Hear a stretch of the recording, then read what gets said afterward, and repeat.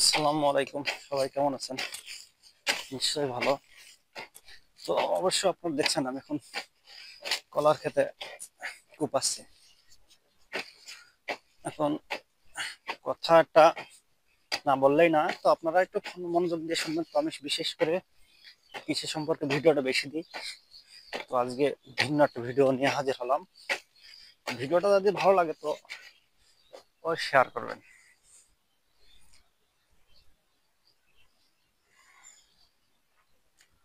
তো আপনারা আমাকে কি অবস্থা দেখছেন সেটা অবশ্যই আপনারা ভালোভাবে বুঝতে পারছেন যে আমি এখন মাঠে কাজ করছি কলার খেতে, যেহেতু আমার উপরে পেঁপে পেঁপে আছে। একটা কথা বলতে কি, জীবনের পাঁচ নয়া মূল্য নেই যদি আপনার কাছে অর্থ না থাকে। বুঝা গেছে? জীবনের পাঁচ নয়া মূল্য নেই যদি আপনার কাছে অর্থ না থাকে, টাকা না থাকে।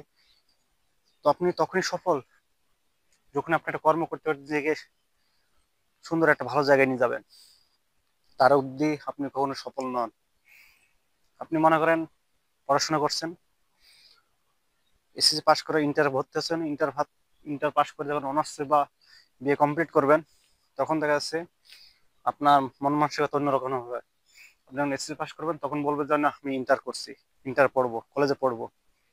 যখনই আপনি ইন্টার পাস করবেন তখন না, আমাকে উচ্চ বিশ্ববিদ্যালয়ে যেতে হবে, দেখা যাচ্ছে বিশ্ববিদ্যালয়ে ভর্তি হতে হবে। এটা যখন আপনার মনের মধ্যে অন্য ধরনের একটা লোভ লালসা কাজ করবে। তো যখন আপনি ইন্টারে অথবা এসএসসি অথবা অনার্সে ভর্তি হবেন না, তখন আপনার মনের মধ্যে আরেকটা জিনিস আসবে, যদি একটা গার্লফ্রেন্ড থাকতো, যদি এই যদি যদি জিনিসটা খুবই খারাপ। বুঝা গেছে? যদি আমার টাকা থাকতো, যদি আমার একটা মোটরসাইকেল থাকতো, কি হতো, তাই না? এইগুলো আপনাকে অনেক একটা ডিপ্রেশনের মধ্যে ফেলে দেবে। আপনি ছাত্র অবস্থায় ডিপ্রেশনে সবচেয়ে বেশি যাবেন কোন সময় জানেন? যখন আপনি অনার্স কমপ্লিট করে ফেলবেন, তখন তখন আপনি একটা বড় চাকরি চিন্তা থাকবেন। চাকরি আপনার হতেও পারে, না হতেও পারে।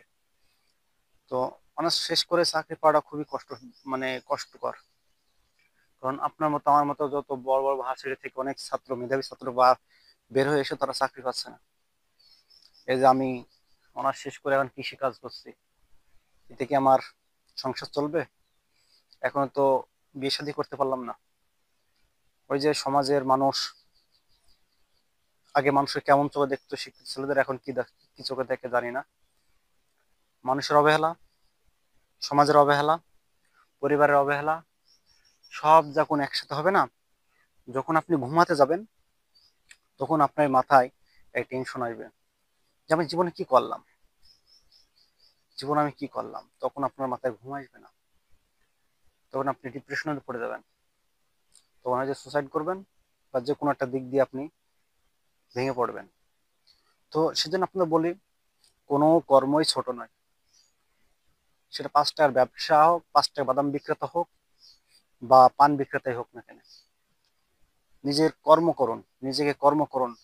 কর্ম বাদ দিয়ে বন্ধুদের মোটরসাইকেল চড়ে আনন্দ করে আপনার লাইফটা শেষ হয়ে যাচ্ছে। নিজের লাইফটা শেষ না করে নিজেকে কাজের মধ্যে রাখুন। কাজ শেষ, তারপর আপনি ফ্রেন্ড সার্কেলের সাথে বা বন্ধুদের সাথে ঘুরতে যাবেন। কাজ রেখে কখনো বন্ধুর সাথে ঘুরতে গেলে আপনার লাইফটাই শেষ। আপনি মনে করেন আপনার কাজ নেই, অথচ আপনি স্কুলে গেলেন বা কলেজে গেলেন, কোনো ব্যাপার না, কাজ আছে, কাজ কাম সেরে তারপর আপনি অন্য জায়গায় যাবেন। বুঝতে পারলাম আপনাকে? তো আমরা বেশিরভাগ অধিকাংশ ছেলেগুলোকে দেখি যে কাজ বাদে ওই যে আপনার দেখা যাচ্ছে মাঠে আড্ডা দেয়, আবার কাজ বাদে দেখা যাচ্ছে মার সাথে আড্ডা আড্ডা দেয় চায়ের দোকানে। আসলে এগুলো ঠিক না।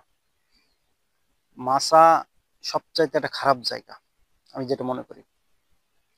মাসাতে সব রকম মানুষ থাকে, সব রকম মানুষ চলাফেরা করে। মাসা আমাদের জন্য কখনো ঠিক নয়। তো আমি সেভাবে কিছু বলতে পারলাম না, তো একটা কিন্তু একটা কথাই বলি, কর্ম করুন, নিজেকে সফলতার কাছে নিয়ে যান। যখন আপনি কর্মে সাকসেস হবেন তখন ভাববেন যে আপনি সফল, তার আগে সফল হতে পারবেন না। বোঝা গেছে আমার কথা? হয়তো সেভাবে বুঝতে পারেননি, কথাগুলো সেভাবে ভালো না, কিন্তু আমি এটা আমার জায়গা থেকে দেখছি। আমি এখানে এসেছি কাজ করতে, কাজ শেষ না হবেন তো আমাকে তো টাকা দেবে না, তাই না? তাহলে কাজটা কমপ্লিট করতে বলে আমাকে হয় 500 টাকা দেবে, তাহলে আমি সফল। আপনি কাজ করলেন না, হুনহান করে এখানে ওখানে মেরে চলে যাবেন, গৃহস্থকে আপনাকে টাকা দিবে? কখনো টাকা দিবে না।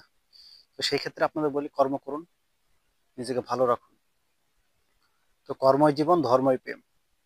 বুঝে গেছে? দুইটা যদি একসাথে করেন তাহলে অবশ্যই সৃষ্টিকর্তা থেকে পাওয়া যাবে। কেন? আপনি যদি সৃষ্টিকর্তা কর্ম করেন, ধর্ম তো আপনার সুন্দর হবেই, সবকিছু দিক দিয়ে আপনি এগিয়ে যাবেন। তো সেজন্য বলি, নিজেকে সফলতা আনতে হলে অবশ্যই কর্ম করতে হবে, যে কোনো কাজই হোক না কেন, তার পেছনে শ্রম দিতে হবে, লেগে থাকতে হবে। আপনি যদি, আমি আপাতত আপনার কথা বলে, আমি যে কলা গাছটা লাগিয়েছি, আমি যদি পরিচর্যা যদি না করি তাহলে কি এটাকে ফল দেবে আমাকে? 1 বছর পর কিন্তু একটা কলা ফল দেয়।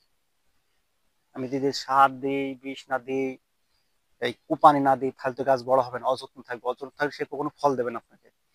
ফলও বা যদি দেয়, তাহলে ওই ফল নিয়ে আপনি বাজারে বিক্রি করতে পারবেন, সেভাবে চলতে পারবেন না। সেজন্য এমন ভাবে তৈরি করুন নিজেকে, যদি 5টা মানুষ আপনাকে দেখে, এমন ভাবে নিজেকে তৈরি করুন, সমাজে মানুষ আপনাকে দাম দেয়, মূল্যায়ন করে। তো আশা করি আমার কথাগুলো ভালো লেগেছে। ধন্যবাদ সবাইকে।